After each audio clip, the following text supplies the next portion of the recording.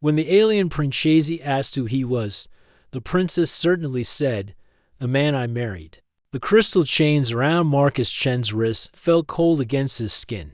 He stood in the center of the great court hall, surrounded by towering walls that sparkled like diamonds.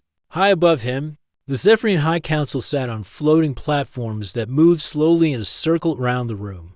Marcus looked up at the alien beings who would decide his fate. Each council member was tall and thin, with skin that changed colors, like oil on water. Their large eyes never blinked as they stared down at him. The silence in the room was so complete that Marcus could hear his own heartbeat. "Human," spoke the chief counselor, his voice echoing through the crystal chamber. "You stand accused of serious crimes against our empire. You entered our sacred spaces without permission. You disrupted our most holy ceremonies. You have broken laws that carry the penalty of exile to the void of space." Marcus tried to remember how he had gotten here. His head felt foggy, like trying to see through thick smoke. The last clear memory he had was of his small exploration ship, the Wanderer, getting caught in some kind of storm near the edge of Zephyrian space. There had been strange lights, and time itself seemed to bend and twist around his ship. Then everything went dark. "I don't understand," Marcus said, his voice sounding small in the huge room. "I'm an explorer, not a spy. I study old ruins and dead civilizations. I would never break into your sacred places." "Silence," another council member shouted. "We have proof of your crimes. Guards saw you in the Temple of Eternal Light. You were found wearing ceremonial robes that only royal blood may touch." "Explain this." Marcus shook his head. "I can't explain it because I don't remember any of it. Something happened to my ship in that storm. Maybe I hit my head. Maybe the temporal energy affected my memory. But I swear to you, I meant no harm to your people." The council members whispered to each other in their musical language. Their skin colors shifted from blue to purple to silver as they spoke.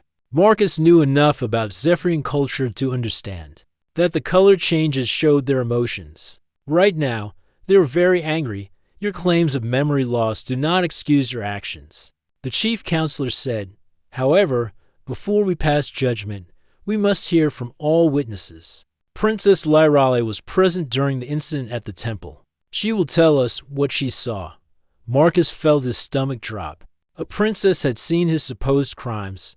This was getting worse by the minute. He watched as a section of the crystal floor began to glow, and a platform rose up from below. Standing on the platform was the most beautiful being Marcus had ever seen. Princess Lyrale was taller than the council members, with skin that shimmered like pearls in moonlight. Her hair moved as if it were underwater, floating around her head in waves of silver and blue. She wore a dress that seemed to be made of liquid starlight, but it was her eyes that made Marcus forget to breathe. They were large and golden, with flecks of green. That reminded him of Earth's force. When she looked at him, he felt something stir in his chest, a feeling of familiarity that made no sense. "Your Highness," the chief counselor said with deep respect, "you were at the temple when this human was discovered. Tell us what you witnessed." Princess Lyrale stepped forward. Her platform floated closer to Marcus until she was only a few feet away from him. She studied his face with those incredible golden eyes, and Marcus saw something there that confused him: sadness, hope, and what looked like love. "Chief Counselor," she said in a voice like music, "you asked what I witnessed. But first, you must ask the right question. What do you mean, Your Highness? You should ask who this man is to me." The council members looked at each other in confusion. Their skin colors shifted to pale yellow, which Marcus knew meant they were puzzled. "Very well," the chief counselor said slowly. "Princess Lyrale, who is this human to you?" Marcus held his breath. Whatever she was about to say would either save him or doom him completely. Princess Lyrale lifted her chin proudly. Her skin began to glow with a soft golden light that filled the entire chamber. When she spoke, her voice rang out clear and strong, carrying to every corner of the great hall. "He is the man I married." The silence that followed was so complete that Marcus wondered if time itself had stopped. Then the chamber exploded with noise. Council members shouted in their musical language. The floating platforms swayed as their Occupants stood up in shock. Guards dropped their crystal spears with loud crashes that echoed through the hall. Marcus stared at the princess in complete amazement. Married? He had never seen her before in his life. At least, he didn't think he had. But looking at her now, seeing the way she looked back at him with such love and determination, he felt that strange sense of familiarity growing stronger. Impossible. The chief counselor shouted over the noise, "Your Highness, there is no record of such a marriage. You are promised to Prince Valorian of the Kalos Empire. The wedding is planned for next month to secure peace between our worlds. I know what I know." Princess Lyrali said calmly, "This man is my husband. We were joined in the sacred caves beneath the Crystal Mountains during the Festival of the Crimson Comet." Marcus's head began to pound. The Festival of the Crimson Comet. Why did that sound familiar? He tried to remember, but it was like grasping at shadows. "Your Highness." Another council member said, "If this is true, it changes everything. But we need proof. The marriage records, the blessing crystals, the ceremonial witnesses. Where are they?" For the first time, Princess Lyrali looked uncertain. The records were damaged in the storm that brought him here. "But I remember everything, every word we spoke, every promise we made." Marcus watched as the council members' skin colors shifted to deep red, the color of anger. In disbelief, he realized that Princess Lyrali had just put herself in terrible danger to protect him. But why would she lie for a stranger, unless she wasn't lying? The chief counselor stood on his platform, and the chamber fell silent again. "This is a very serious claim, Your Highness. If you have indeed married this human without royal permission, it could mean war with the Kalos Empire. Prince Valorian will not accept such an insult to his honor." "Then let him come," Princess Lyrali said, her golden eyes flashing with determination. "I will face whatever consequences come from my choices, but I will not abandon the man I love." As Marcus looked into those golden eyes, he felt something deep inside his mind begin to stir. A memory, or maybe just the shadow of one. A cave filled with glowing crystals, a ceremony under strange stars, and the feeling of belonging somewhere for the first time in his life. Maybe Princess Lyrali was telling the truth. Maybe he really was the man she married. But if that was true, then why couldn't he remember any of it? The royal guest chambers were nothing like the prison cell Marcus had expected. The walls were made of smooth white stone that glowed softly in the dim light. Strange plants with silver leaves grew in crystal pots around the room. A large window showed the swirling clouds of the gas giant that the space station orbited. Marcus sat on the edge of the floating bed, still wearing the simple gray clothes they had given him. The crystal chains were gone, but 2 guards stood outside his door. He was a prisoner with better food in a nicer room, but still a prisoner. A soft chime sounded, and the door slid open. Princess Lyrali walked in, followed by an older Zephyrian with dark blue skin and kind eyes. "This is Dr. Helion," the princess said. "He has been our family's advisor for many years. He will help us find the truth." Dr. Helion bowed slightly to Marcus. "I must ask you some questions, young human. The council demands proof of this marriage before they make their final decision." Marcus stood up. "I want to help, but I really don't remember anything about getting married. My last clear memory is my ship getting caught in that storm." "Tell me about this storm," Dr. Helion said, taking out a small crystal device that began to glow. "What exactly happened?" Marcus closed his eyes and tried to remember. "I was exploring the edge of your space, looking for old ruins. My ship's sensors picked up strange energy readings near an asteroid field. Then suddenly, everything around me started to twist. Time felt wrong. The stars were moving in circles. My ship's computer started saying impossible things." "What kind of impossible things?" "It said I had been there before, that my ship's signature was already in the navigation logs, but I had never been to that part of space in my life." Dr. Helion and Princess Lyrali exchanged a meaningful look. The doctor made notes on his crystal device. "Marcus," Princess Lyrali said softly, "would you like to see the room where I remember us living together?" Marcus felt nervous, but he nodded. Maybe seeing the place would help him remember something. They walked through the palace corridors, past walls covered in beautiful paintings that seemed to move when Marcus wasn't looking directly at them. Other Zephyrians they passed whispered to each other and stared at him with curious eyes. Princess Lyrale stopped in front of a door marked with symbols Marcus couldn't read. She placed her hand on a crystal panel, and the door opened. The room inside made Marcus's heart skip a beat.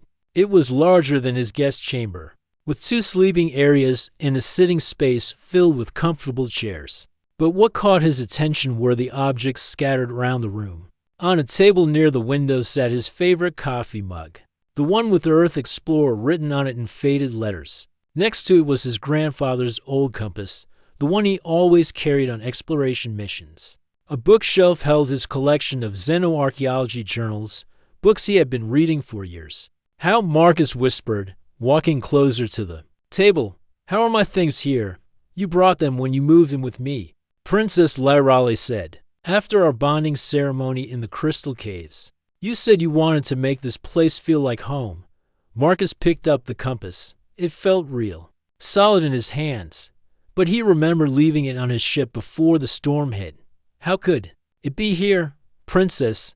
he said slowly. "I need to ask you something, and please, tell me the truth. Do you really remember me, or are you just trying to protect me from the council?" Princess Lyrale's golden eyes filled with sadness. "I remember everything about you, Marcus Chen. I remember how you arrived during the Festival of the Crimson Comet 6 months ago. Your ship was damaged, and you asked for help. I remember how you made me laugh when you tried to eat our food with your hands instead of using thought crystals." She walked to another table and picked up a small device. "I remember how fascinated you were with our history. You spent hours studying our ancient texts, trying to understand our culture. You said you had never met people who lived in harmony with time itself." Marcus stared at the device in her hands. It was a holographic projector, showing images of Zephyrian ruins he had only seen in old textbooks. "You were different from other humans we had met," Princess Lyrale continued. "Most of your people see time as a line, past, present, future. But you understood that time can be a circle, a spiral, or even a knot. That's why you could enter the sacred caves. That's why the crystals accepted you." "But I don't remember any of this," Marcus said, frustrated. "If we were really married, if I really lived here, why can't I remember?" Before Princess Lyrale could answer, Dr. Helion spoke up. "Perhaps because the storm that brought you here also took you away." Both Marcus and the princess turned to look at him. "I have been studying the energy readings from the area where your ship was found," Dr. Helion explained. "The patterns are very strange. They suggest that time itself was disturbed. It is possible that you have lived through these events before, but in a different timeline." "That's impossible," Marcus said. "Is it?" Dr. Helion asked. "You are a xenoarchaeologist. You study civilizations that existed thousands of years ago. You understand that the universe is full of impossible things." Marcus sat down heavily in one of the chairs. His head was starting to hurt again. "So you're saying I might have been here before, but in some other version of time? And now I'm here again. But I don't remember the first time. It would explain many things," Dr. Helion said. "Why your possessions are here. Why Princess Lyrale remembers you so clearly. Why your ship's computer had contradictory records." A new voice spoke from the doorway. "It would also explain why the Kalos Empire is so angry." They all turned to see a young Zephyrian man standing in the entrance. He was tall and handsome, with skin that shimmered between gold and silver, but his eyes were cold. And Marcus immediately felt that he didn't like this person. "Prince Theron, Princess," Lyrale said, and Marcus could hear the tension in her voice. "What are you doing here?" "I came to meet our famous human," Prince Theron said with a smile that didn't reach his eyes. "The man who has caused so much trouble for our family." "What do you mean?" Marcus asked. Prince Theron walked into the room, his movements smooth and confident. "I just received a message from Prince Valorian of the Kalos Empire. He is not pleased to hear that his bride has married someone else. In fact, he considers it an insult that demands satisfaction." "What kind of satisfaction?" Dr. Helion asked quietly. "War," Prince Theron said simply. Prince Valorian is gathering his fleet as we speak. He says that if Princess Lyrale does not honor her engagement, he will consider it an act of aggression against his people. Princess Lyrale's skin turned pale blue with fear. How long do we have? His ships will reach our borders in 3 days, Prince Theron said. Unless, of course, you decide to tell the truth about this supposed marriage. Marcus saw something in Prince Theron's eyes, a kind of satisfaction, as if he was enjoying this crisis. It made Marcus's trained mind start asking questions. Why would Princess Lyrale's brother be happy about a situation that could lead to war? There is something else, Prince Theron continued. Our scientists have been studying the energy storm where the human ship was found. They discovered something very interesting in the old archives. What did they find? Dr. Helion asked. Prince Theron's smile grew wider. Records of a similar storm in the same location. It happened exactly 300 years ago. And guess what was found in the debris? The room went silent. Human ship fragments, Prince Theron said. Pieces of a vessel that matched the design of ships. That wouldn't be built for another 3 centuries. Marcus felt the world spinning around him. 300 years ago. But that was impossible. Unless it wasn't. As Prince Theron left the room, Marcus realized that his problems were much bigger than he had thought. He wasn't just dealing with lost memories or political marriages. He was dealing with time itself. And something told him that Prince Theron knew much more about what was happening than he was saying. Marcus couldn't sleep. He stood by the window in his guest chamber, watching the gas giant swirling storms below. His mind kept returning to what Prince Theron had said about the 300-year-old ship. Fragments. How could human technology from his time period exist in the past? A soft knock at his door interrupted his thoughts. Marcus opened it to find Princess Lyrale standing in the hallway, looking worried. I need to show you something, she whispered. But we must be very quiet. No one can know we're doing this. They walked through the empty palace corridors, past sleeping guards and darkened rooms. Princess Lyrale led him down a staircase Marcus hadn't seen before. The walls changed from smooth crystal to rough stone as they went deeper underground. Where are we going? Marcus asked quietly. To the archive of time, she replied. It's where we keep our most ancient records. I've been thinking about what my brother said, and I want to check something. The archive was a vast underground chamber filled with glowing crystals of different sizes. Each crystal contained information, and the bigger ones held older records. Princess Lyrale walked to a massive crystal in the center of the room. This holds our oldest memories, she said, placing her hands on its surface. Records from thousands of years ago. The crystal began to glow brighter, and images appeared in the air above it. Marcus saw scenes of ancient Zephyrian history, wars between planets, the discovery of time travel technology, peace treaties with other alien races. Look, Princess Lyrale said, pointing to one image. This is from 300 years ago. Marcus stared at the image and felt his blood turn cold. It showed a human man standing next to a Zephyrian princess. The man looked exactly like Marcus. Same face, same height, same hair color. The princess looked like a younger version of Lyrale. That's impossible, Marcus breathed. Keep watching, Princess Lyrale said. The images continued. Marcus saw the ancient version of himself working with Zephyrian scientists, studying strange technology in a laboratory. He saw himself and the princess being married in a ceremony that looked exactly like what Lyrale had described. But then the images turned dark. Marcus watched in horror as the ancient version of himself was killed by Zephyrian soldiers. The princess in the images screamed in grief. Then everything changed.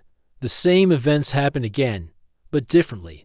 The marriage ceremony repeated, but this time the princess died instead. Then it all repeated once more, with different outcomes each time. It's a loop, Marcus whispered. The same events happening over and over again. Yes, Princess Lyrale said, tears flowing down her cheeks. And each time, one of us dies, each time. My brother becomes more powerful. Your brother? What does Prince Theron have to do with this? Princess Lyrale turned to face him, her golden eyes filled with pain. Marcus, I've been having dreams. Memories that feel real but can't be real. In these dreams, I know you completely. We're happy together. But then something terrible happens, and everything starts over. Marcus felt pieces of a puzzle clicking together in his mind. His training as an archaeologist had taught him to look for patterns in seemingly random events. The temporal storm that brought me here, he said slowly. It wasn't natural, was it? No. A new voice said from the darkness. Prince Theron stepped into the light, but he wasn't alone. A dozen guards surrounded him, their weapons pointed at Marcus and Princess Lyrale. Very good, human, Prince Theron said with that cold smile. You're finally beginning to understand. Theron, what are you doing? Princess Lyrale demanded. What I've been doing for 300 years, sister. Dear, trying to fix a problem that should have been solved long ago. Prince Theron walked closer to them, his skin shifting to dark red with anger. Do you know what it's like to watch your sister choose a stranger over her own family? To see her throw away an empire for some primitive human explorer? You're the one creating the temporal loops, Marcus said. It wasn't a question. Of course I am, Prince Theron replied proudly. I found the ancient time manipulation technology in these very archives. Every time you two interfere with my plans, I simply reset everything and try again. What plans? Princess Lyrale asked, but Marcus was already starting to understand. He wants to rule the empire. Marcus said, but he can't do it while you're alive and married to Prince Valorian. So he's been trying to find a timeline where you die and he becomes the next ruler. Prince Theron clapped his hands slowly. Excellent deduction. You really are as clever as you were in the previous loops. It's almost a shame that I have to keep killing you. How many times have you done this? Princess Lyrale whispered. Hundreds. Prince Theron said casually. In some loops, I arrange for you to die in an accident. In others, I make it look like the Kalos Empire assassinated you, which gives me an excuse to start a war and take control. But every time, this human somehow appears and ruins everything. Marcus felt a strange sensation in his head, like memories trying to surface. I remember, he said suddenly. Not everything, but pieces. In one loop, I exposed your plan to the council. In another, I convinced Princess Lyrale to call off her engagement. Each time, you killed one or both of us and started over. But this time will be different, Prince Theron said, pulling out a small crystal device. This time, I'm going to make sure you never appear in my timeline at all. The device began to glow with the same twisted energy Marcus remembered from the temporal storm.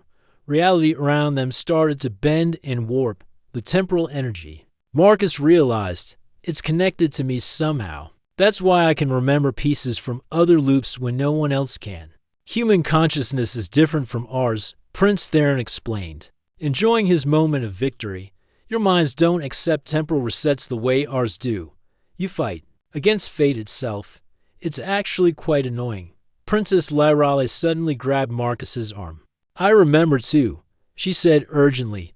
Not everything, but feelings. Emotions that carry across the loops. I remember loving you, even when I didn't know why. The temporal energy was growing stronger. Marcus could see the walls of the archive beginning to fade as reality prepared to reset itself. Once again, in the previous loops, Marcus said quickly, how do we stop you? You didn't. Prince Theron laughed. You never stopped me. You only delayed me. But I learned from each failure. This time, I've made sure there are no witnesses, no evidence, no way for you to prove what I'm doing. The crystal device reached full power. Marcus felt time itself beginning to unravel around them. But something was different this time. Instead of feeling helpless, like in his fuzzy memories of previous loops, he felt angry. You know what your mistake is, Marcus said, grabbing Princess Lyrale's hand. What? Prince Theron asked, amused. You keep underestimating humans, Marcus replied. We don't just fight against fate. We refuse to accept that anything is impossible. As the temporal energy reached its peak, Marcus did something that surprised everyone, including himself. Instead of trying to fight the reset, he reached out with his mind and grabbed onto the temporal stream itself. The pain was incredible, like having lightning run through his brain. But he held on, pulling Princess Lyrale with him into the swirling time vortex. "What are you doing?" Prince Theron screamed, something you never expected. Marcus shouted back as reality collapsed around them. "I'm not trying to stop the loop. I'm trying to break it completely." The last thing Marcus saw before everything went white was Prince Theron's face, twisted with rage and fear. For the first time in 300 years, someone had done something the prince hadn't planned for. Marcus just hoped it would be enough to save them all. Marcus opened his eyes to find himself lying on cold stone. His head felt like someone had hit it with a hammer. Slowly, he sat up and looked around. He was back in the archive of time, but something was different. The crystals around him were flickering with unstable light. "Princess Lyrale," he called out, "I'm here." Came her weak voice from nearby. She was sitting against a large crystal, holding her head. "What happened? I feel strange." Marcus helped her stand up. "I think we're still in the temporal loop. But something changed when I grabbed onto the time stream. The reset didn't work properly." They looked around the chamber. Prince Theron was nowhere to be seen, but his crystal device lay broken on the floor, still glowing with unstable energy. "We need to get out of here," Marcus said. "That device could explode at any moment." They ran up the stone stairs, back toward the main palace, but when they reached the upper levels, they found chaos waiting for them.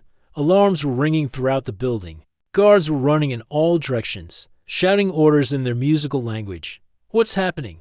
Princess Lyrale asked one of the guards. "Your Highness," the guard said, looking relieved to see her. "The Kalos Empire fleet has arrived. Early, they're demanding to speak with you immediately. And Prince Theron has called an emergency meeting of the High Council." Marcus and Princess Lyrale exchanged worried looks. If Prince Theron was calling a council meeting, it meant he had a new plan. They hurried to the great council chamber. The room was packed with council members, all talking loudly and excitedly. At the center of the room stood Prince Theron, looking calm and confident. But Marcus noticed something different about him. His skin had a strange shimmer to it, as if he wasn't quite solid. "Ah, sister," Prince Theron said when he saw them enter. "Perfect timing. I was just explaining to the council how you and your human friend have brought disaster to our empire. What lies are you telling them now?" Princess Lyrale demanded. "Lies?" Prince Theron laughed. "I speak only the truth. The Kalos fleet is here because you broke your engagement. They consider it an act of war. Even now, Prince Valorian is preparing to attack our space stations." The chief counselor stood up on his floating platform. "Princess Lyrale, you must choose. Either you honor your engagement to Prince Valorian, or we face a war that could destroy both our empires." Marcus studied Prince Theron's face. Something was wrong. The prince looked confident, sure of himself. Then Marcus noticed something that made his blood run cold. "Princess," Marcus whispered urgently, "look at your brother's reflection in the crystal walls." Princess Lyrale looked where Marcus was pointing. In the reflection, Prince Theron appeared normal. But when they looked directly at him, that strange shimmer was still there. "He's not really here." Marcus realized he's some kind of temporal echo. The real Prince Theron is still down in the archive, probably trying to fix his broken device. "Then we need to stop him," Princess Lyrale said. But before they could leave, the chamber doors opened. A tall, imposing figure walked in, surrounded by guards in golden armor. Marcus knew immediately that this was Prince Valorian of the Kalos Empire. Prince Valorian had dark blue skin and silver hair that fell to his shoulders. His eyes were cold and angry as he looked around the chamber. When his gaze fell on Princess Lyrale, Marcus saw something dangerous flash in those eyes. "Princess Lyrale," Prince Valorian said in a deep, commanding voice, "I have come to hear from your own mouth whether you truly intend to dishonor our agreement." The temporal echo of Prince Theron smiled. "As you can see, Prince Valorian, my sister has chosen to marry this human instead of honoring her promise to you. Is this true?" Prince Valorian asked Princess Lyrale directly. Marcus stepped forward. "Before she answers, you need to know the truth about what's been happening here." Silence. The echo of Prince Theron snapped. This human has no right to speak in matters of royal importance. But Marcus ignored him. His training as an archaeologist had taught him to piece together complex puzzles, and he was starting to see the full picture now. Prince Valorian, Marcus said loudly, you've been played. Someone has been manipulating events to start a war between your empires. The same person who has been using temporal technology to reset time. Whenever things don't go according to his plans. What nonsense. Is this? The Echo demanded. Marcus pulled out the broken pieces of the temporal device he had grabbed from the archive. This technology doesn't belong to either of your empires. It's ancient. From a civilization that died out thousands of years ago. Someone found it and has been using it to change history. Prince Valorian's eyes narrowed. You speak of time. Manipulation. Such things are forbidden by galactic law. Yes, they are, Marcus agreed. And the person responsible is not in this room. What you're seeing here is just an echo. A shadow cast by temporal energy. The real Prince Theron is still underground, trying to repair his device so he can reset everything again. Princess Lyrale stepped forward. Prince Valorian, I remember you from when we were children. You were always fair and honest. If someone has been lying to you about me, wouldn't you want to know the truth? Prince Valorian considered this. What do you propose? Come with us to the archive. Princess Lyrale said. See the evidence for yourself. If we're lying, you can have your war. But if we're telling the truth, then someone must pay for this deception. Prince Valorian finished grimly. The temporal echo of Prince Theron was beginning to fade, becoming more transparent. Don't listen to them, it shouted. They're trying to trick you. But Prince Valorian was already moving toward the door. Lead the way. He told Marcus and Princess Lyrale. They raced through the palace corridors. Followed by Prince Valorian and his guards, behind them, Marcus could hear the echo of Prince Theron screaming in anger as it finally disappeared completely. When they reached the archive, they found the real Prince Theron working frantically with the broken temporal device. He had somehow managed to partially repair it, and the air around him was crackling with unstable energy. Stop, Princess Lyrale shouted. Theron, you're going to destroy everything. Prince Theron looked up, his face twisted with rage. Better to destroy everything than to let you ruin my plans. He activated the device. Reality began to bend and twist around them. But this time, Marcus was ready. Prince Valorian, Marcus shouted over the growing noise. Can your ships generate a quantum containment field? Yes, but why? Do it now? Surround this entire section of the space station. Prince Valorian spoke quickly into a communication device. Moments later, Marcus felt a strange tingling as the containment field activated around them. The temporal energy hit the field and bounced back, creating a feedback loop. Prince Theron screamed as his own device began to overload. The feedback is destabilizing the temporal matrix, Marcus yelled. We need to get out of here. But Prince Theron wasn't giving up. He pulled out a weapon and pointed it at Princess Lyrale. If I can't reset time, then I'll just have to kill you the old-fashioned way. That was when Marcus did something that surprised everyone, including himself. Instead of trying to protect Princess Lyrale, he threw himself at the unstable temporal device. Marcus, no, Princess Lyrale screamed, but Marcus had made his choice. He grabbed the device with both hands, feeling the temporal energy surge through his body. The pain was incredible, but he held on. I won't let you hurt anyone else, he said to Prince Theron, and I won't let you reset time again. Using all his strength, Marcus crushed the device between his hands. The explosion of temporal energy knocked everyone to the ground. When the light faded, Marcus was lying unconscious on the floor, and the temporal device was nothing but scattered crystal dust. Prince Theron was also unconscious, but alive. The temporal energy that had given him power over time was gone forever.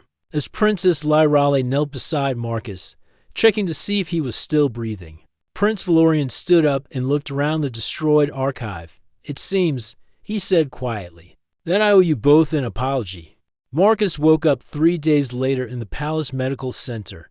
His body felt different, like electricity was still running through his veins. When he opened his eyes, he found Princess Lyrale sitting beside his bed, holding his hand. You're awake, she said, tears of relief flowing down her cheeks. Dr. Helion said you might never wake up. The temporal energy could have destroyed your mind completely. Marcus tried to sit up, but his head still felt heavy. Did it work? Is the temporal device really destroyed? Yes, Princess Lyrale said. The feedback loop you created burned out all the temporal technology in the archive. Prince Theron can never use it again. What happened to him? Princess Lyrale's expression became sad. He's alive, but the council has found him guilty of treason. He'll spend the rest of his life in prison on a distant moon. Dr. Helion says the temporal energy damaged his mind. He keeps talking about timelines that don't exist anymore. Marcus felt sorry for Prince Theron, despite everything the prince had done. And Prince Valorian, is there still going to be a war? No, came a deep voice from the doorway. Prince Valorian walked into the room, followed by Dr. Helion. The Kalos prince looked very different from when Marcus had first seen him. His angry expression was gone, replaced by something that looked like respect. I owe you a great debt. Human, Prince Valorian said. My people and I were being manipulated. Prince Theron had been sending us false messages, making us believe that Princess Lyrale was insulting our honor on purpose. Dr. Helion stepped forward with his crystal scanner. How do you feel, Marcus? Any pain or strange sensations? I feel different, Marcus said honestly, like I can sense things I couldn't before. And my memories are clearer now. I remember pieces from the other timelines. That's to be expected, Dr. Helion said, studying his scanner. The temporal energy has changed your brain structure slightly.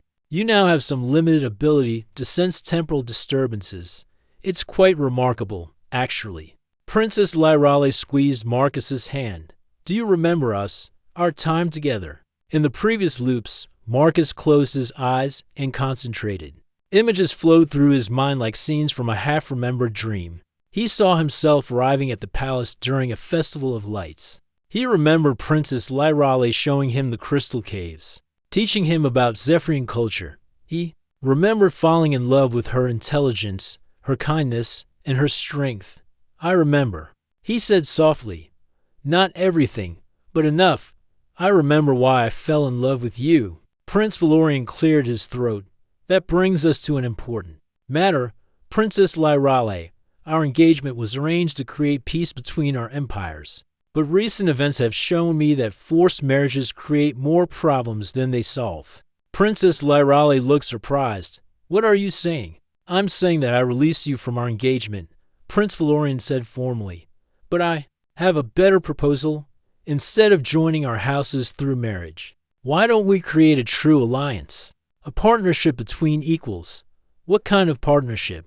Princess Lyrale asked. Prince Valorian smiled for the first time since Marcus had met him. A scientific and cultural exchange. Your people understand time better than anyone in the galaxy. My people are excellent warriors and engineers. Together, we could explore new worlds, make new discoveries, and protect smaller civilizations from threats like temporal manipulation. Marcus sat up straighter. That sounds like something the Galactic Council would support. Exactly, Prince Valorian said. And it would be much more stable than an alliance based on forced marriage. Dr. Helion looked excited. Think of what we could learn from each other. The Kalos Empire's engineering combined with our temporal science could revolutionize space travel. Over the next few weeks, Marcus recovered his strength while watching the two empires work out the details of their new alliance. He also spent time with Princess Lyrale, getting to know her all over again. This time, there was no pressure, no political crisis forcing them together. They could simply be themselves. Tell me about Earth, Princess Lyrale said one evening, as they walked through the palace gardens. What was your life like before you came here? Marcus thought about his old life, lonely, mostly. I spent most of my time studying dead civilizations, trying to understand how they lived and why they disappeared. I never stayed in one place long enough to form real connections with people. And now, Marcus looked at her, at the way the starlight made her skin shimmer like pearls. Now I've found something worth staying for. Even though staying means giving up your old life, your ship, your explorations, Marcus laughed. Who says I have to give up exploring? Your people have technology that can travel through space faster than anything humans have built. There are thousands of worlds out there waiting to be studied. The only difference is, now I won't be exploring them alone. Princess Lyrale smiled. So you're saying you wanted to stay? Not because of temporal loops or political necessity, but because you choose to? I'm saying I want to marry you, Marcus said. The real way this time. With no memory gaps or time manipulation. Just two people who love each other, making a choice about their future. A month later, they held their wedding in the crystal caves beneath the palace. It was attended by representatives from both the Zephyrian and Kalos empires, as well as delegates from the Galactic Council. Dr. Helion performed the ceremony, while Prince Valorian served as an honored witness. But the most important moment came when the officiator asked them the traditional questions. Princess Lyrale, Dr. Helion said, "Do you take this man as your partner in all things, through time and space, in this timeline and any other that may come?" "I do," she said, her golden eyes shining with happiness. Marcus Chen. Dr. Helion continued, "Do you take this woman as your partner in all things, promising to face whatever challenges the universe may send, using the strength that comes from your human spirit and your love for her?" Marcus looked at Princess Lyrale, then at the crowd of beings from different worlds who had come to witness their union. He thought about how his refusal to accept impossible situations had led him here, to a life he never could have imagined. "I do," he said firmly, as they exchanged the traditional crystal rings that would glow whenever they were apart. Marcus realized something profound. The galaxy was full of species that had accepted their limitations, that believed some things were simply impossible. But humans were different. They looked at the impossible and said, "Let's try anyway." That stubborn refusal to accept defeat had broken temporal loops, prevented wars, and brought two empires together in friendship instead of conquest. More importantly, it had given Marcus and Princess Lyrale the chance to choose their own destiny. 6 months later, Marcus stood on the bridge of their new exploration ship, watching as they approached an uncharted system. Princess Lyrale worked beside him, using Zephyrian temporal sensors to scan for signs of ancient civilizations. Behind them, a mixed crew of humans, Zephyrians, and Kalos worked together in perfect harmony, detecting temporal anomalies in the third planet. Princess Lyrale reported, "It looks like the ruins of a time manipulation facility." Marcus smiled. "Well, then we'd better go take a look. After all, we're probably the only people in the galaxy who know how to deal with temporal technology safely." As their ship headed toward the mysterious planet, Marcus reflected on how much his life had changed. He was still an explorer, still seeking to understand the mysteries of the universe. But now he had something he'd never had before, a true partner, a loving home, and the knowledge that some things were worth fighting the impossible for. And when people asked Princess Lyrale who her husband was, she could answer with complete certainty, "He is the man I chose to marry, and the man who taught us all that humans never give up."